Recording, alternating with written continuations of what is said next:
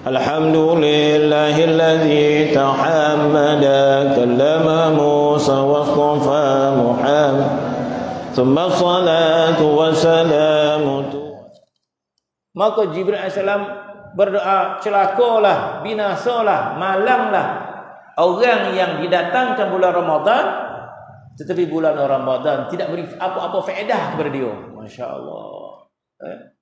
Sebab itu disebut pada hari akhirat nanti, malaikat berkata, aku tidak pelik, aku tidak heran umat akhir zaman ini masuk syurga, kata malaikat.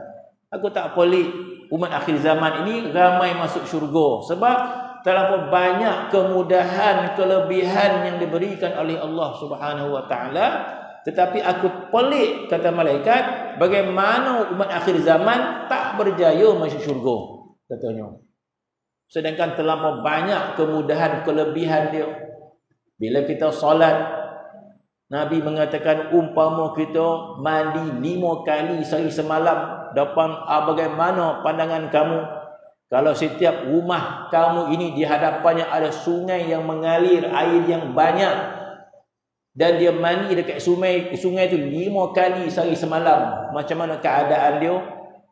Sahabat kata, kalau macam tu bersihlah tubuh badan dia, ya Rasulullah. Orang Arab mandi seminggu sekali, tiba-tiba, ataupun 5 hari sekali, tiba-tiba mandi 5 kali sehari. Maka kata, tidak ada kotoran di badannya, ya Rasulullah.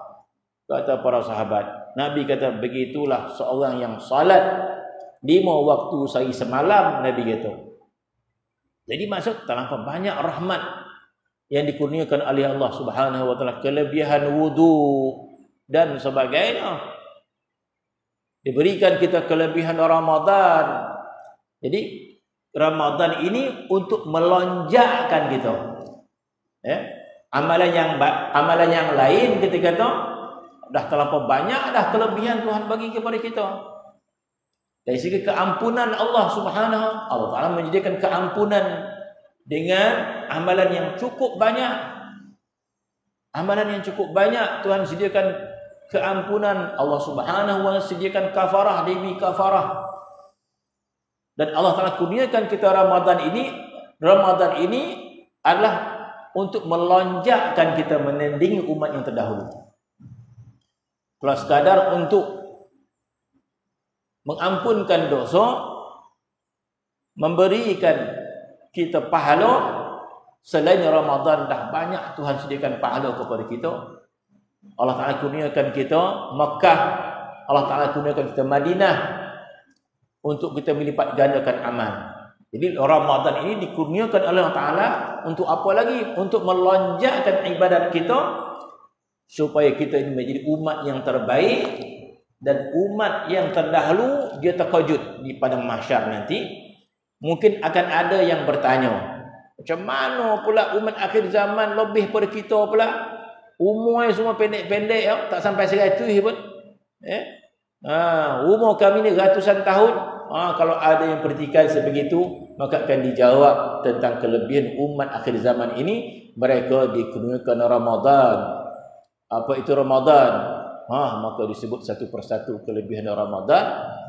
Yang mana kelebihan Ramadan ini telah pun dibaca oleh Nabi Musa alaihissalam. Nabi Musa dah baca lebih dahulu dah. Ya Allah, aku melihat dalam kitab Taurat, aku melihat dalam Luh.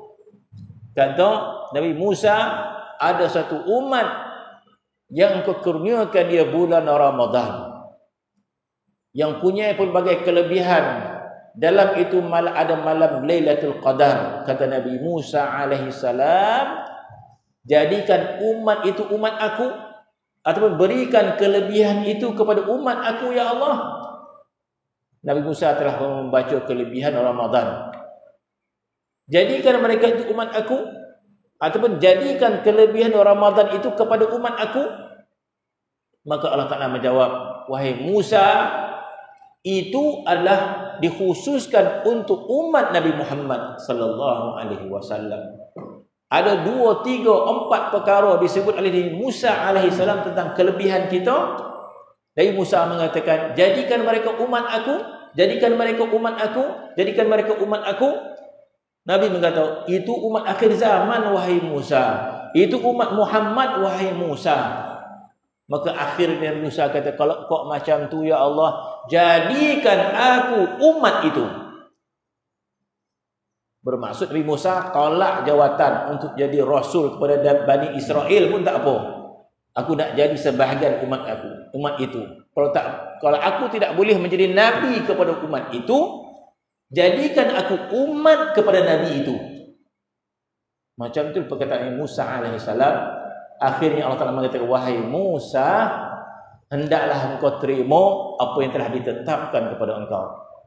Nabi Musa dijadikan seorang rasul kepada Bani Israel. Maka akhirnya Nabi Musa terima dalam keadaan ghibtah disebut. Nabi Musa terima dalam keadaan Nabi Musa sentiasa mencemburui umat akhir zaman yang disebut ghibtah.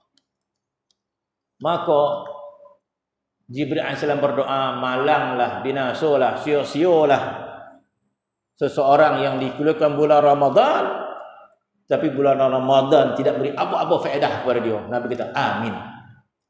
Jadi Masya Allah, dia kata, bulan Ramadan ini malanglah bagi kita kalau kita melihat bulan Ramadan pada pandangan nafsu kita semata-mata.